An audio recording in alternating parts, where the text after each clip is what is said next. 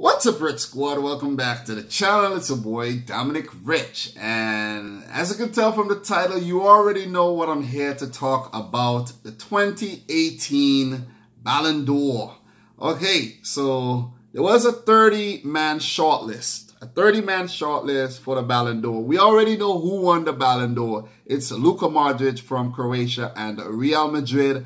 And I do think he deserves to win it. 100% deserves to win it. And he has now ended that Cristiano Ronaldo, Lionel Messi dominance of winning the Ballon d'Or. So the 30-man list reads as follows. Number 29, Hugo Lloris. And I found a really nice article on yahoo.com. So I'm going to just read from this article. Hugo Lloris, the goalkeeper who lifted the World Cup for France and remains captain for an ever-improving Tottenham team. So this is a really nice article. They, give the player's name. He was 29th on the list, and they just give a nice little summary. So I really like this. Isco, number 29, also trusted with key role by then coach Zinedine Zidane, as Madrid conquered Europe again, but unable to turn around an underwhelming World Cup effort from Spain and currently out of favor at the Santiago Bernabeu under Solari.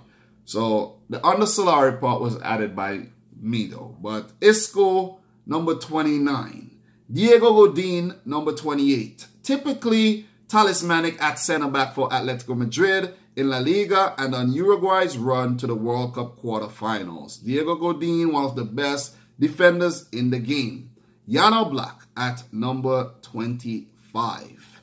We had, how did it skip to 25? Yeah, they skipped to 25 because there's a three-man tie for 25th. So Jan Oblak, a goalkeeper from Slovenia, plays for Atletico Madrid. Operating with impeccable assurance behind Atletico's miserly backline, Oblak has established himself as one of the finest goalkeepers in the world and already has 8 clean sheets across La Liga and Champions League this season. So he's at number 25. Mario Mandzukic, also on the list, also from Croatia. After rounding off his Croatia career with the winner in the World Cup semi-final triumph over England and a goal in the final, Mandzukic is enjoying a flourishing alliance with Ronaldo in the Juventus attack. He has now retired from international football, but as they say, he is enjoying his football right now with guys like Cristiano Ronaldo, Juan Cuadrado, Paulo Dybala, and those guys at Juventus. Also in number 25, Alisson Becker, Brazil and Liverpool. Superb performances on Roma's run to the Champions League semi-final helped Alisson to secure his position as Brazil's first-choice keeper at the World Cup. His transfer to Liverpool briefly made him the most expensive keeper in history, with the 26-year-old has brought solidity to Klopp's defense. Awesome stuff there. Alisson has definitely brought he has definitely solidified Liverpool's defense. It's a weird word, solidity. Number 22, Marcelo. Added the 4th Champions League winners medal of his career in May. It is hard to remember a time when Madrid's Brazil international was not a world's premier left back. Definitely one of the best left back in the world. Number 22 as well, Sadio Mane, the 3rd member of Liverpool's formidable front trio. Honored by France football, Mane briefly gave the Reds hope with a goal in the Kiev final, his 10th of the Champions League campaign. Number 22 as well, Edinson Cavani became PSG all-time lead goal scorer in January. And his superb brace for Uruguay knocked Portugal out of the World Cup. Had injury not ruled him out of the quarterfinals against France, the story of Russia 2018 might have been very, very different. Number 19, Sergio Ramos. Love him or hate him, Ramos underlined his status with a born, let me read that over. Ramos underlined his status as a born winner in leading Real Madrid to another Champions League title. Spain's World Cup sojourn was not so kind to him. So, 4 Champions League in the last few years, and Sergio Ramos, one of the best defenders in world football. Number 19, another Croatian on the list, Ivan Rakitic. The artisanal foil to Modric's artistry. It feels a little unfair to split Croatia's long-standing midfield masters by so many places. Rakitic's composure came to the fore when he netted the decisive penalties in shootout wins over Denmark and the host Russia, where his exploits followed another La Liga and Copa del Rey double with Barcelona. Awesome, awesome stuff. Number 19 as well, Roberto Firmino, a tireless intelligent forward playing in the image of his manager Jurgen Klopp. It is unlikely Liverpool and Salah would have flourished to such an extent where Firmino. Let me read that over. I don't know how I messed that up. I can read, guys. I can read. Roberto Firmino, a tireless, intelligent forward playing in the image of his manager Jurgen Klopp. It is unlikely Liverpool and Salah would have flourished to such an extent were Firmino not leading their charge. So, Firmino, awesome, awesome season last year. Number 17. How the hell did Karim Benzema make it to 17? I really don't understand this. How did he make it to 17? Increasingly maligned for lack of goals at Real Madrid, Benzema netted a brace in the semi-final win over Bayern Munich and capitalized on Loris Karius's first final howler. A continued international exile meant he could only watch on as France conquered the world. So Karim Benzema has been outcasted by Didier Deschamps, as we all should know. Number 17, Gareth Bale. Despite a career packed with incredible deeds for club and country, Bale is unlikely to top his game-changing cameo in the Champions League final. Let me read that again. Despite a career packed with incredible deeds for club and country, Bale is unlikely to top his game-changing cameo in the Champions League final. That was a really good cameo, though, scoring that bicycle kick and that goal from way out that burst through the hands of Karius. Yes, that will be definitely hard to top. That's why I had to read it twice. He scored twice with his remarkable overhead kick, arguably the finest goal ever to grace the showpiece. Guys, if you go back and watch my reaction to that goal, that was one of the best goals I have ever seen in my entire life. Number 16, my Man City player Sergio Aguero. It has not always been the case, but Aguero now appears entirely in sync with boss Pep Guardiola at Manchester City. He went past 200 goals for the club in August and reached 150 in the Premier League, quicker than any of the other 9 players to have achieved the feat in terms of minutes played. So, round of applause to Sergio Aguero. Sergio Kun Aguero of Manchester City on Argentina. Not really been the greatest for Argentina, though. Number 15, Paul Pogba. His work to Manchester United and relationship with Jose Mourinho continues to be a source of near weekly debate. But Paul Pogba came good when it mattered for France this year. He turned in a string of mature, accomplished performances and scored a wonderful goal in the final. Indeed, congratulations to Pogba. Number 14, Thibaut Courtois. Named the best goalkeeper at the World Cup before securing his dream move from Chelsea to Real Madrid, Belgium's Courtois is the highest ranked glove man on the list. So, best goalkeeper in the world, according to the Ballon d'Or, is Thibaut Courtois. Number 13, Luis Suarez. Barcelona not missing a beat on the back of Neymar's departure to PSG owed much to Suarez's enduring attacking partnership with Messi. Would have dearly loved to take Uruguay deeper into the World Cup like he did in 2010 with his hand, but they could only make it to the quarterfinals. Number 12, Neymar Jr., the best actor in football. A year on from his blockbuster switch to PSG, Neymar's Ballon d'Or ambitions can hardly be considered on track as he drops out of the top 10.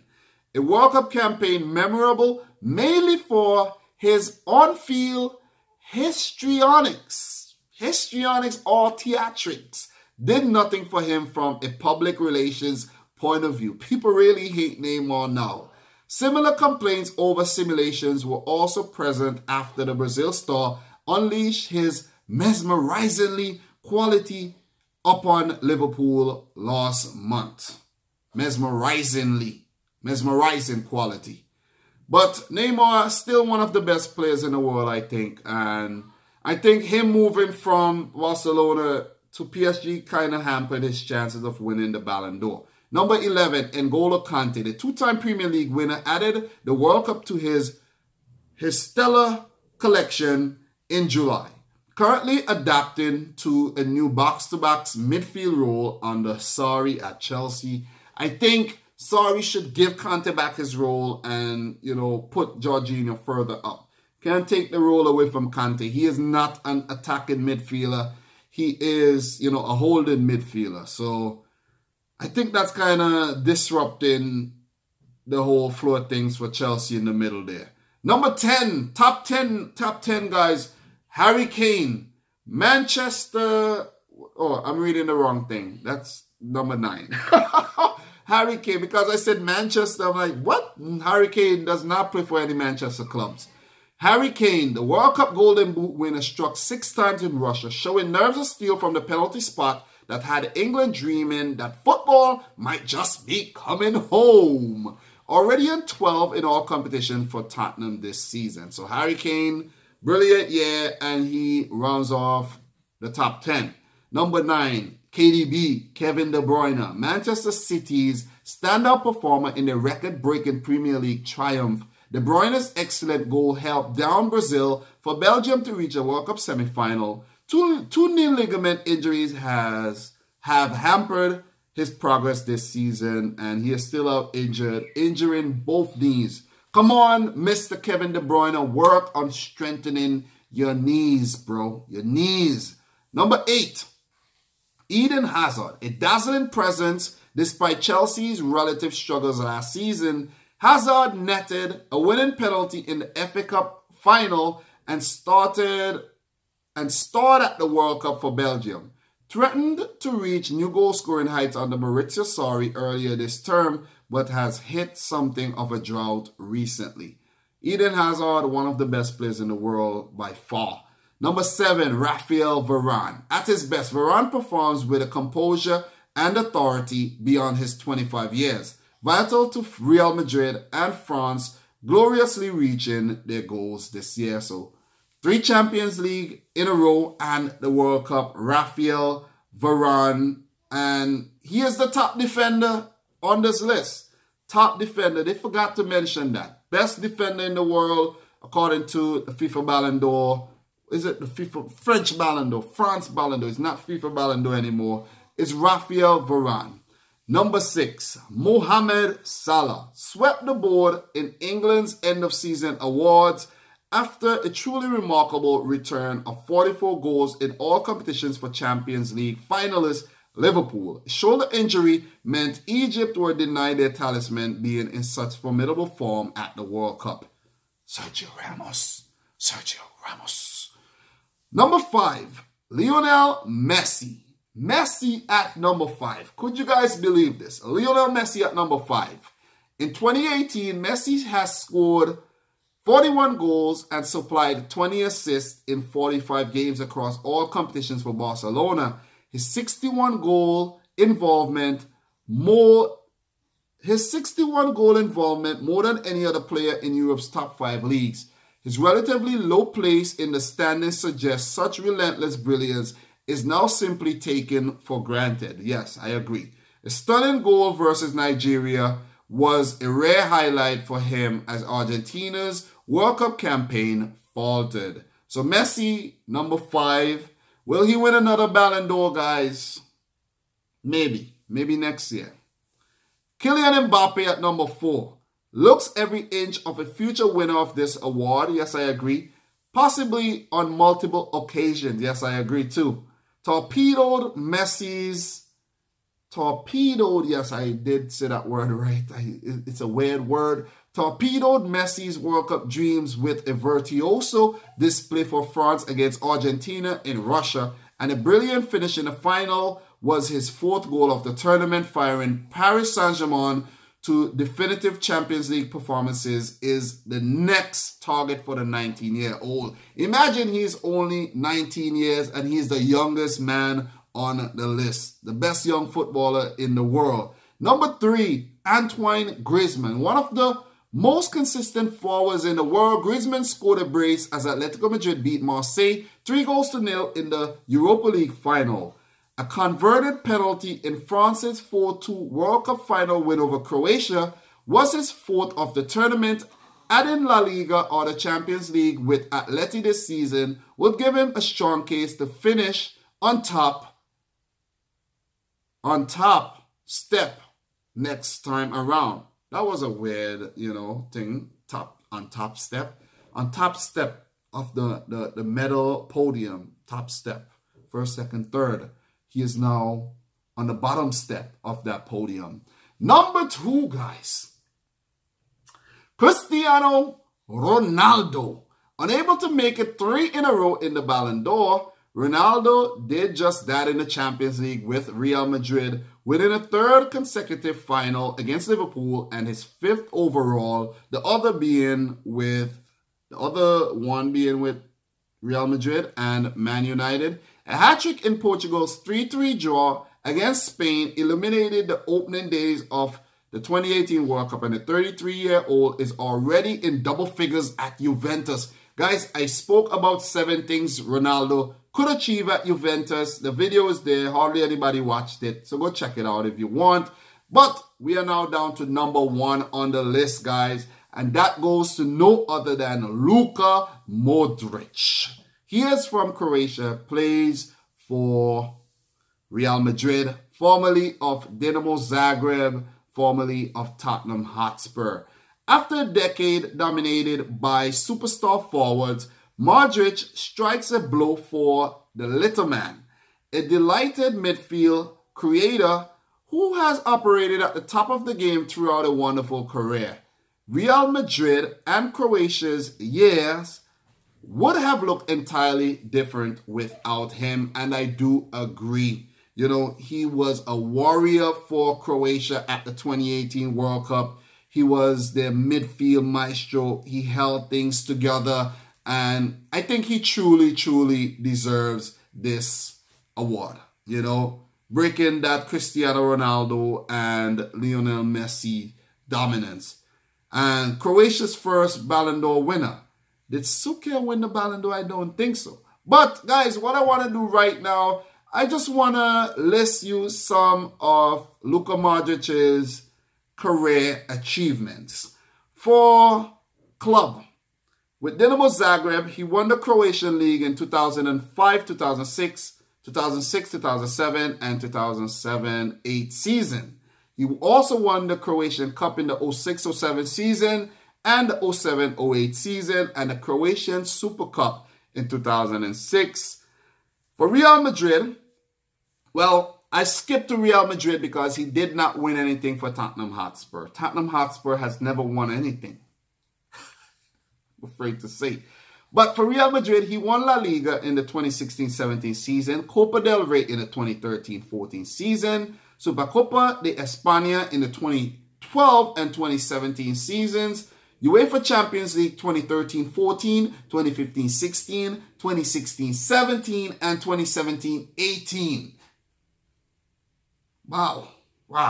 UEFA Super Cup in 2014, 16, and 17, and FIFA Club World Cup in 2014, 16, and 17. Awesome. International accolades. For Croatia, FIFA World Cup runners-up. Awesome. Now for his individual honors. Bosnian Premier League Player of the Year. And when I saw this, I did not know he played in the Bosnian Premier League. So he was Player of the Year in 2003. Croatian Football Hope of the Year 2004. Guys, 14 years later, Croatian Football Hope. And he did give Croatian football a lot of hope after they placed third at the 1998 World Cup and then faltered throughout the, the latter years. H&L Footballer of the Year, well, that's the Croatian League Football of the Year in 2007. Croatian Football Player of the Year, 2007. Well, he was Football of the Year and Player of the Year. Oh, that's a weird one. It's H&L's Football of the Year and then Perva H&L Football of the Year in 2007. So that's 2 awards. So we had Croatian Footballer of the Year in 2007, 2008, 2011, 2014, 2016, 2017, and did he win for 2018 or did someone else win that? He deserves to win that. He should win it. Then there's an award called Football Oscar for Best Croatian Player. He won that in 2013, 14, 15, 16, 17, and 18. HNS Trophy for Best Croatian Player in 2018. For International, UEFA Euro Team of the Tournament 2008. So he made that team for the Euros. Crazy. 2008. Tottenham Hotspur Player of the Year 2010-11. UEFA Champions League Team of the Season 2013-14, 2015-16, 2016-17, 2017-18. La Liga's Best Midfielder in 2013-14 and 2015-16. FIFA FIFPro World 11 Second Team in 2014. FIFA FIFPro World 11 in 2015, 16, 17, and 18. This is some awesome stuff, guys. Most players don't even have half of these accolades. It's crazy. Let me continue. UEFA La Liga Team of the Season 2015-16. Facebook FA La Liga Best Midfielder. I never heard about that award. FIFA Club World Cup Silver Ball in 2016. UEFA Team of the Year 2016 and 17. ESPN Midfield of the Year in 2016 and 17. UEFA Midfielder of the Season 2016-17 and 2017-18. And then there's a few more awards here. Won't touch those ones. But FIFA Club World Cup Golden Ball 2017. FIFA World Cup Golden Ball 2018. FIFA World Cup Dream Team 2018. Then UEFA Men's Player of the Year Award in 2017-18. The Best FIFA Men's Player in 2018. And the Ballon d'Or in 2018. And you tell me that Luka Modrić does not deserve this prestigious award. Tell me he does not deserve this award. Round of applause to the Croatian maestro, Luka Modrić. And guys, that's my 30-1 countdown, for the Ballon d'Or and to touch on Luka Modric's illustrious career. I wish him all the best in the future. Will Real Madrid win a 4th Champions League trophy in a row? Could he take Croatia to a win at Euro 2020 if he is still playing? Guys, sky is still the limit for Luka Modrić. He is a warrior. He's an awesome player. He is a brilliant individual. And I wish him all the best in the future. And congrats again. Congrats. Big, big award. Guys, I'm your boy, Dominic Rich. Let me know your thoughts in the comment section down below. And leave the video a thumbs up. Share the video with a friend. And until next time, peace out. Rich.